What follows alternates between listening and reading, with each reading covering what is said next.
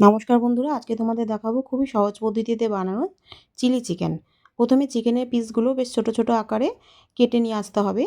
আর পিসগুলো যাতে বোনলেস হয় তাতে ভালো হয়, কিন্তু যেহেতু আমাদের লোক সংখ্যা বেশি তাই কিছুটা মাংসের মধ্যে হাড়ও ছিল।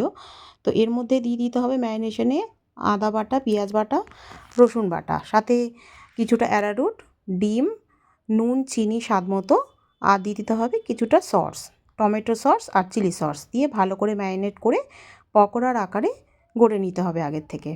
তো আমি এটা ম্যারিনেট করে বেশ কিছুক্ষণ রেখে দিয়েছিলাম, তো রেখে দিলে পরে বেশ ভালো হয় পকোড়াগুলো। এরপর কড়াইতে তেল গরম হয়ে গেলে আদা রসুন পেঁয়াজ বাটা ছিল কিছুটা, সেটা ভেজে নিয়ে আগের থেকে ডুমো ডুমো করে কেটে রেখেছিলাম পেঁয়াজ, সেটা দিয়ে দিলাম এবং সাথে দিয়ে দিলাম চেরা কাঁচা লঙ্কা, দিয়ে সামান্য নুন দিয়ে এবং সামান্য একটু হলুদ দিয়েছিলাম, দিয়ে ভেজে নিয়েছিলাম। এরপর দিয়ে দিয়েছিলাম ডুমো করে কেটে রাখা ক্যাপসিকাম এবং টমেটো, দিয়ে ভালো করে নুন দিয়ে ভেজে ভেজে নিয়েছিলাম।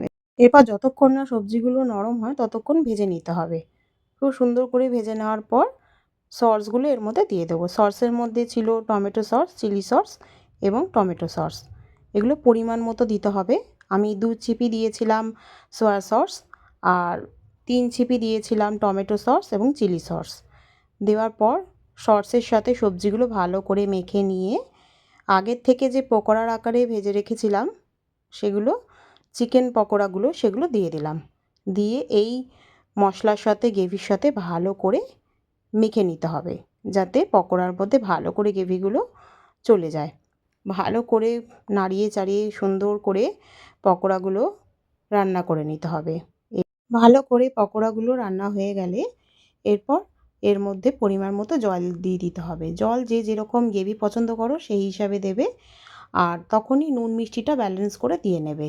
যে যেরকম মিষ্টি খেতে ভালোবাসো সেরকম পরিমাণে দিয়ে নেবে। আমরা একটু মিষ্টি মিষ্টি চিলি চিকেন ভালোবাসি, তাই আমরা একটু বেশি একটু চিনি দিয়েছিলাম। তো যারা একটু নোনতা টাইপের খেতে ভালোবাসো তারা নুনটা বুঝে দেবে।